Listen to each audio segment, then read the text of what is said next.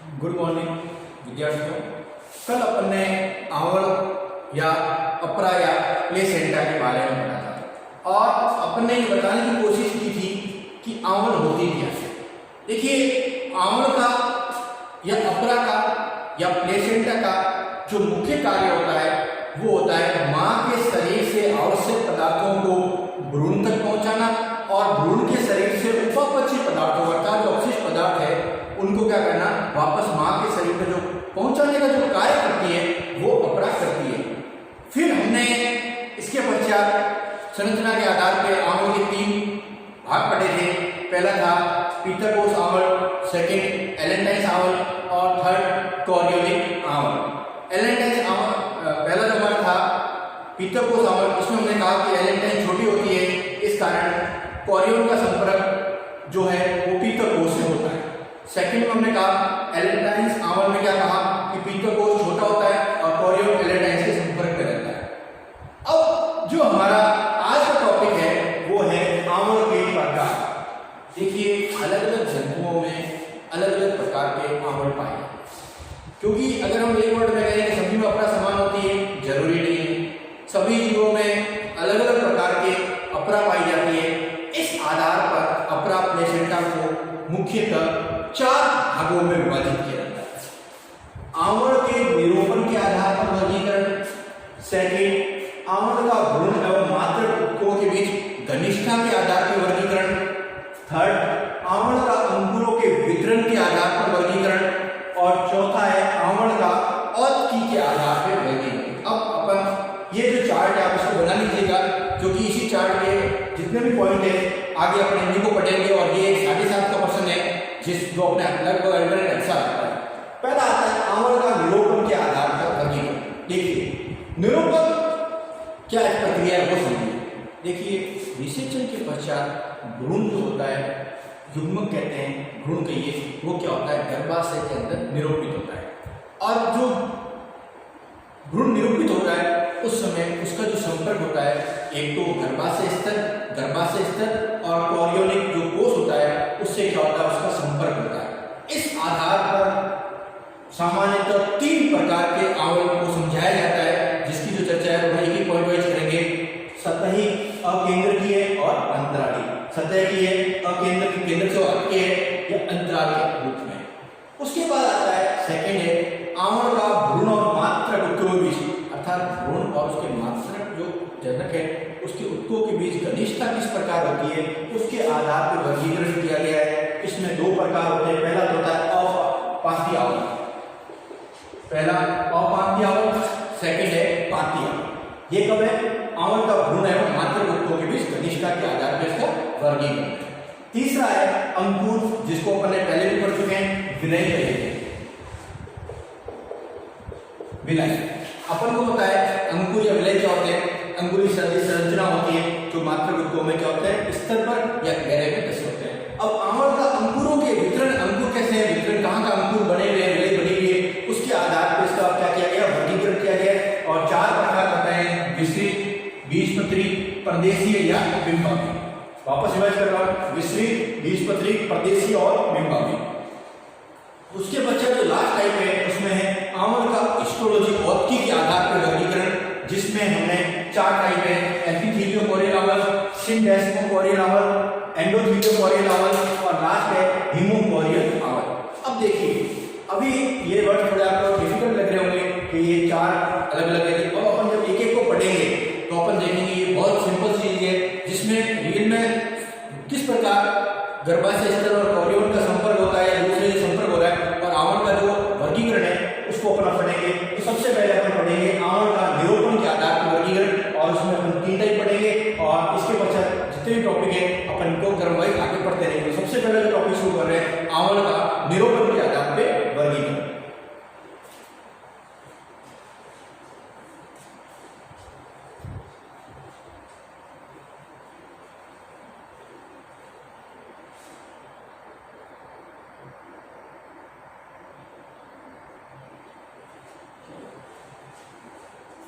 हमारा पहला जो टॉपिक है वो है आंवल का निरूपण के आधार पर वर्गीकरण।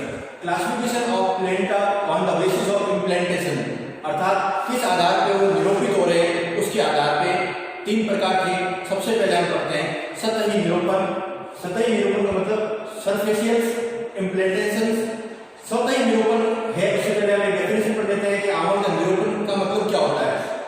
देखिए निरूपण के समय क्या होता है, गर्भाशय भ्रूण है, जब भी निरूपण की प्रक्रिया होगी तो भ्रूण क्या करेगा, गर्भाशय में एक निश्चित स्थान ग्रहण करेगा, क्योंकि अपन को पता है कि भ्रूण हमेशा एक निश्चित स्थान पर ग्रहण करने के बाद ही क्या करता है, धीरे धीरे वृद्धि करता है। तो इस प्रक्रिया में क्या है कि निरूपण के समय भ्रूण गर्भाशय में एक निश्चित स्थान ग्रहण करे, निश्चित स्थान ग्रहण कर गर्भाशय भित्ति से, मतलब जो गर्भाशय की भित्ति है उससे क्या करता है, संपर्क स्थापित करता है।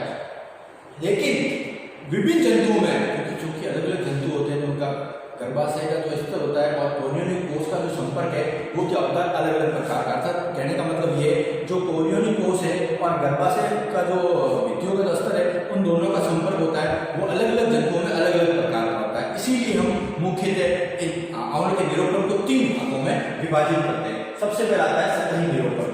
अब सतही निरूपण में क्या होता है, इसे केंद्रीय निरूपण, अर्थात केंद्र में, तो इसे क्या कहते हैं, केंद्रीय निरूपण भी कहते हैं। अब इसमें क्या होता है, कोरियोनिक कोष वृद्धि कर, कोरियोनिक जो कोष होता है वो क्या करता है, वृद्धि तो करता है, वृद्धि कर गर्भाशय का जो स्तर है उसके क्या होगा, वो संपर्क में रहेगा। कोरियोनिक कोष वृद्धि कर गर्भाशय स्तर के संपर्क में तो रहेगा, लेकिन गर्भाशय की जो भित्तियां हैं उसमें क्या होगा, वो गहराई में घुसता नहीं है, अर्थात सिर्फ टच रहेगा, संपर्क में रहेगा। अर्थात सतह का मतलब सिर्फ सरफेस में टच रहेगा, अर्थात कोरियोनिक कोष गर्भाशय भित्ति के संपर्क में तो रहेगा लेकिन उसकी गहराइयों में घुसता नहीं है। इस प्रकार का जो निरूपण होता है उसे क्या कहते हैं, सतही निरूपण। अर्थात वापस रिवाइज कर रहा हूं, इसे केंद्रीय निरूपण भी कहते हैं। इसमें कोरियोनिक कोष वृद्धि कर गर्भाशय भित्ति के गर्भाशय स्तर संपर्क में तो रहता है लेकिन गर्भाशय भित्ति में क्या होता है, घसता नहीं है। अब इसे क्या कहते हैं, इसे सतही निरूपण कहते हैं।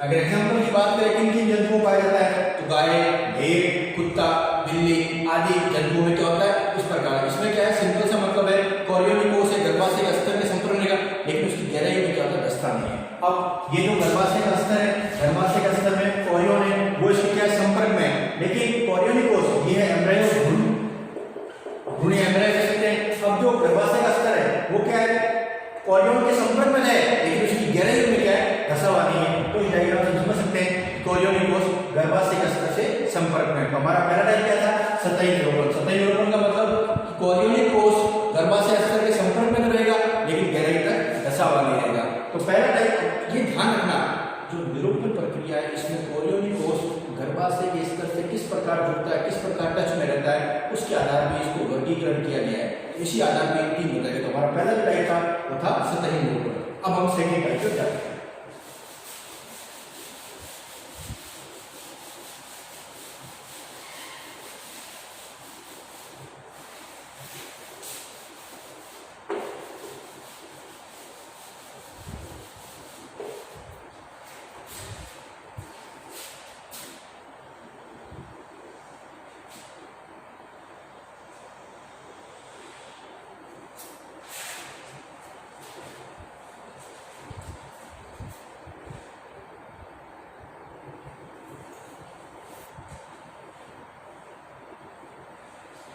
देखिए हमारा सेकंड जो टाइप रहेगा वो रहेगा अकेंद्रीय निरूपण, इसेंट्रिक इम्प्लीमेंटेशन।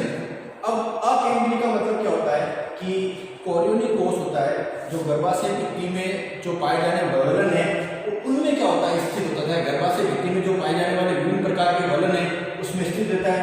वलनों से घिरा रहने के कारण ये जो भ्रूण है गर्भाशय की मुख गुहा में स्थित ना होकर, भ्रूण है वो मुख गुहा में स्थित ना होकर एक और विस्थापित हो जाता है। अर्थात ये जो भ्रूण है ये क्या करता है, गर्भाशय के अंदर जो स्थित ये वलन है, विभिन्न प्रकार के जो वलन होते हैं, ये विभिन्न प्रकार के जो वलन है इनमें क्या होता है वो स्थित होता है। वापस रिवाइज करा रहा हूं कि कोरियोनिक कोष गर्भाशय भित्ति के जो कोरियोनिक कोष है, ये कोरियोनिक कोष है, कोरियोनिक जो कोष है वो गर्भाशय भित्ति के क्या होता है, गर्भाशय भित्ति के वलनों में विभिन्न प्रकार के जो वलन है उनमें क्या है स्थित है।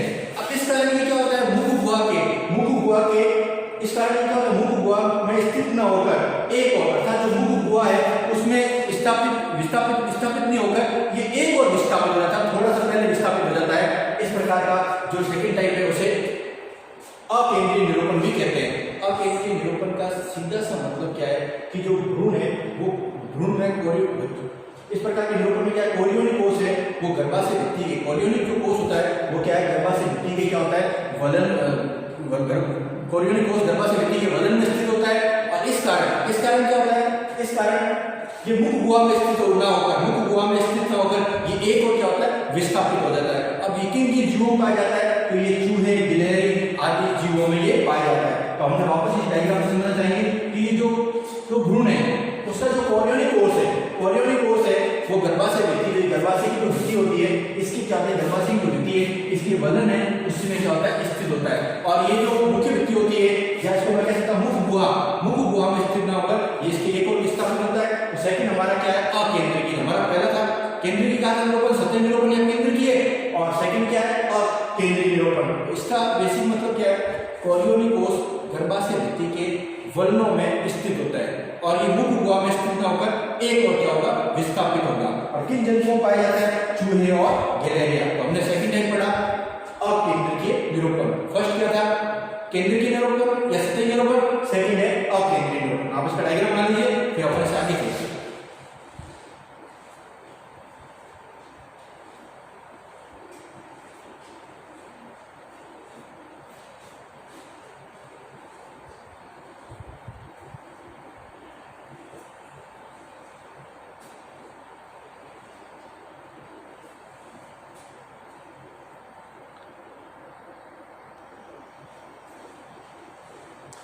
हमारा तीसरा जो टाइप है वो है अंतराली निरूपण, और विशेष तौर से अपन जैसे मनुष्य जैसे जीवों पाया जाता है इंटरेस्टियल इम्प्लांटेशन।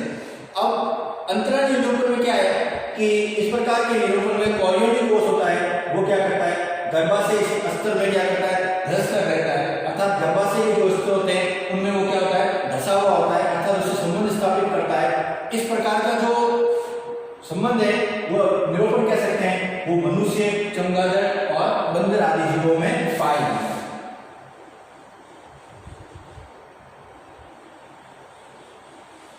तो अर्थात इस प्रकार आप देख सकते हैं ये गर्भाशय का जो अस्तर होता है उसमें ये क्या होता है, धसा हुआ होता है।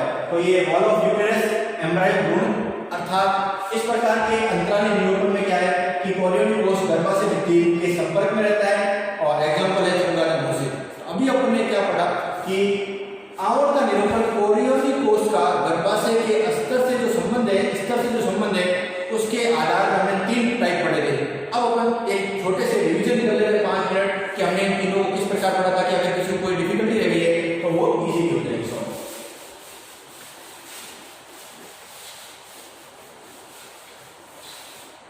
हमने ये बताया कि आवर्त का निरूपण 3 प्रकार का, 3 प्रकार हमने बताए। सबसे पहले सतही निरूपण, या हमने इसको केंद्रीय निरूपण भी कहा, या केंद्रीय निरूपण। केंद्रीय या केंद्रीय निरूपण एक ही बात है। दूसरा हमने जो टाइप पढ़ा वो पढ़ा अकेंद्रीय निरूपण, अकेंद्रीय निरूपण।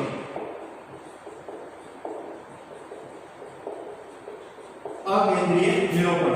और तीसरा जो हमने पढ़ा वो था अंतराली निरूपण, अंतराली निरूपण। सतही निरूपण, अकेंद्रीय और अंतराली निरूपण। अब देखिए हमारे को करना क्या है, हमारे को अगर मैं शॉर्ट वर्ड में कहूं तो हमारे को गर्भाशय भित्ति और कोरियोनिक जो कोष है उसमें संबंध बताना है कि इन दोनों को ये किस प्रकार एक दूसरे से संबंध स्थापित करते हैं। तो सबसे पहले सतही निरूपण हमने क्या कहा कि कोरियोनिक कोष, कोरियोनिक जो कोष है वो गर्भाशय अस्तर के संपर्क में रहेगा लेकिन गर्भाशय की भित्ति में क्या होगा, धसेगा नहीं। कोरियोनिक कोष आप उसमें शॉर्ट पढ़ते रहिए ताकि आपको यहाँ इजीली याद रहे। कोरियोनिक कोष गर्भाशय अस्तर के, अस्तर या अस्तर कहते हैं, अस्तर के संपर्क में रहता है, अर्थात एक दूसरे को टच करना, बिल्कुल संपर्क में रहना, लेकिन गहराई में नहीं है इसका। लेकिन गर्भाशय भित्ति की गहराई में या गर्भाशय भित्ति की मैं कह सकते हैं गहराई कह लीजिए, गहराई में धंसता नहीं है। एग्जाम्पल कौन कौन से थे? गाय, भेड़ इत्यादि जो भी अपन एग्जाम्पल पढ़े थे। वापस रिवाइज कर रहा हूं। कोरियोनिक कोष गर्भाशय स्तर के संपर्क में रहता है, लेकिन गर्भाशय भित्ति की गहराई में क्या होता है? धंसता नहीं। अब सेकंड जो हमने जो टॉपिक पढ़ा था वो हमारा था अकेंद्रीय निरूपण। अकेंद्रीय निरूपण में क्या था कि गर्भाशय अकेंद्रीय में क्या था? कोरियोनिक कोष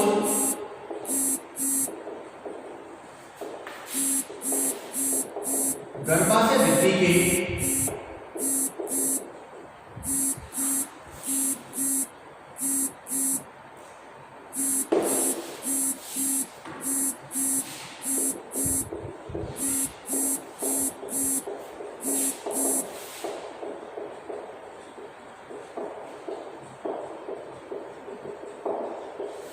कोरियोनिक कोष गर्भाशय भित्ति के वलनों के क्या होता है?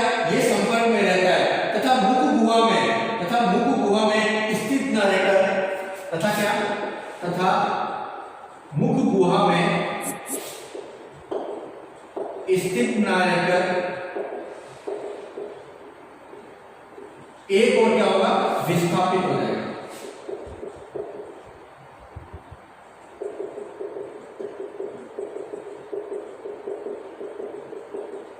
एग्जाम्पल गिलहरी, अर्थात इसमें तो क्या कहा?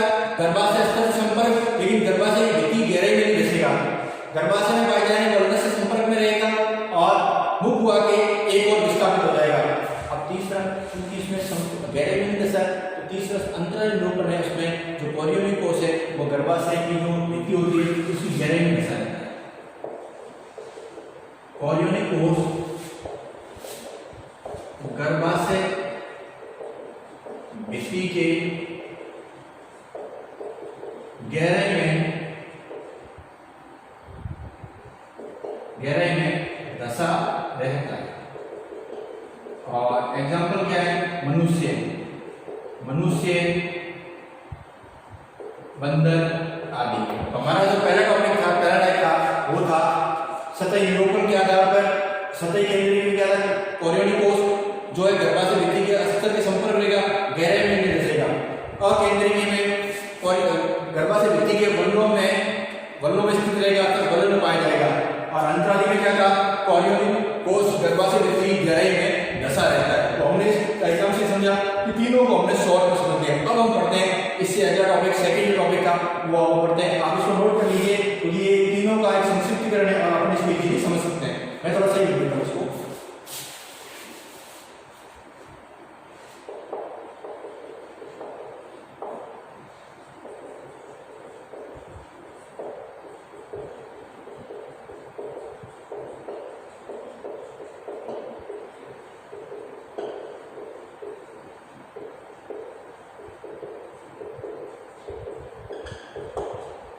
मनुष्य और बंदर।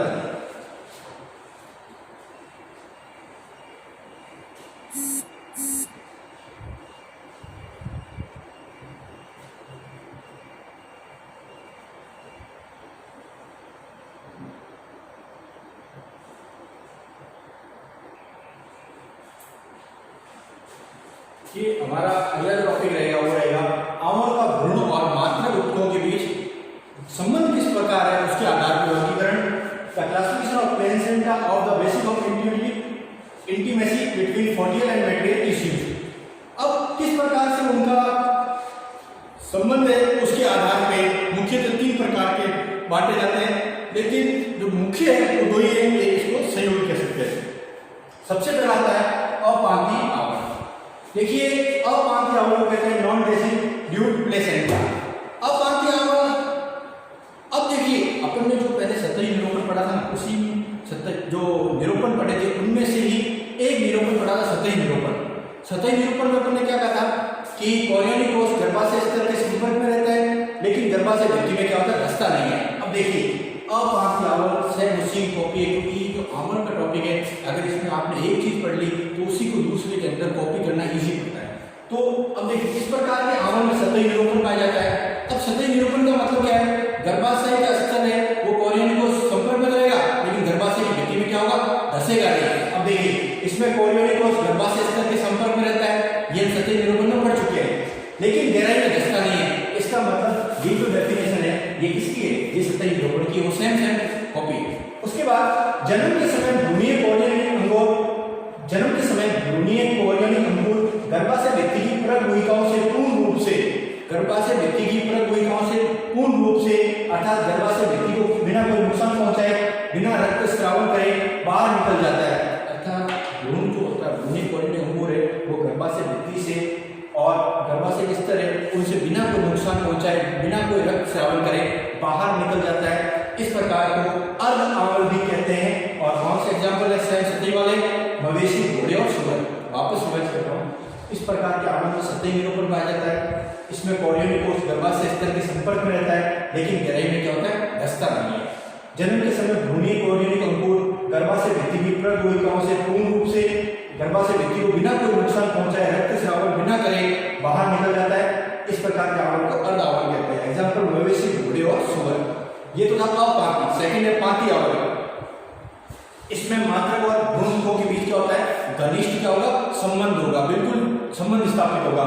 और आवरण गर्भाशय भित्ति के अपरंदन का, इसलिए गर्भाशय भित्ति के अपरंदन जो होता है उसका स्तर भी क्या होता है, हमेशा बढ़ जाता है। और जो भ्रूणीय अंकुर होता है, जो भ्रूणीय अंकुर है, भ्रूणीय अंकुर है वो मात्रक उत्तक या मात्रक रुधिर तक पहुंच जाता है। मात्रक के उत्तक है जो मां के शरीर के उत्तक होते हैं या रुधिर होता है, वहां तक पहुंच जाता है। इससे क्या होता है, उसमें जो पदार्थों का क्या होता है, आदान प्रदान क्या होता है, सरलता से होता है। तो पार्थी आवरण क्या होता है, इस प्रकार के आवरण में भ्रूण और मात्रक उत्तकों के बीच घनिष्ठ संबंध होता है। और जो ये भ्रूण होता है ये क्या होता है, गर्भाशय भित्ति की गहराई में और गहराई में धंसा रहता है। अर्थात मात्रक उत्तक जो होते हैं, मात्रक उत्तक या मात्रक रुधिर से संबंध स्थापित करता है। इससे क्या होता है, पदार्थों का क्या होता है, आदान प्रदान सरलता से हो जाता है। एग्जाम्पल कौन है, मनुष्य।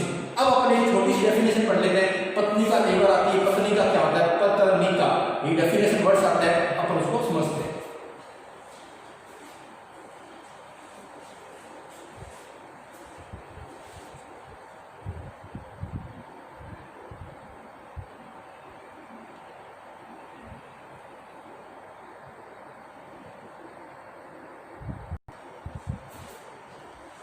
एक छोटी सी डेफिनेशन थी पार्थी आवरण में, पत्नी का क्या है। देखिए पत्नी का रेसिड्यूआ क्या है, डेफिनेशन आती है कि मात्रक उत्तक का वह भाग जिसे प्रसव के समय अर्थात डिलीवरी के समय, प्रसव के समय शरीर से बहिष्कृत कर दिया जाता है, पत्नी का कहलाती है। वापस रिवाइज, पत्नी का क्या है, मात्रक उत्तक का वह भाग जिसे प्रसव के समय बहिष्कृत कर दिया जाता है, उसे पत्नी का कहते हैं। और थर्ड जो हमारा टाइप था प्रतिपाती आवरण, मैंने तो दो ही है, अपार्थी और पार्थी। तीसरा जो है प्रतिपाती आवरण, इसको भी समझ लेते हैं, कॉन्ट्रा डेसिडुअस प्लेसेंटा। अब इसमें क्या होता है, मात्रक और भ्रूणी दोनों प्रकार के उत्तकों का क्या होता है, हास होता है, क्षय होता है। और इस प्रकार के जो आसित या क्षय उत्तक है उनका जो भक्षण है वो श्वेताणु ल्यूकोसाइट द्वारा किया जाता है। अर्थात जो श्वेताणु होते हैं ल्यूकोसाइट, ये क्या करते हैं, आसित उत्तक जो भी होते हैं उनको क्या करते हैं, अवशोषित कर लेते हैं। और ये एग्जाम्पल जो होता है टेल्पा के अंदर। तो आज हमने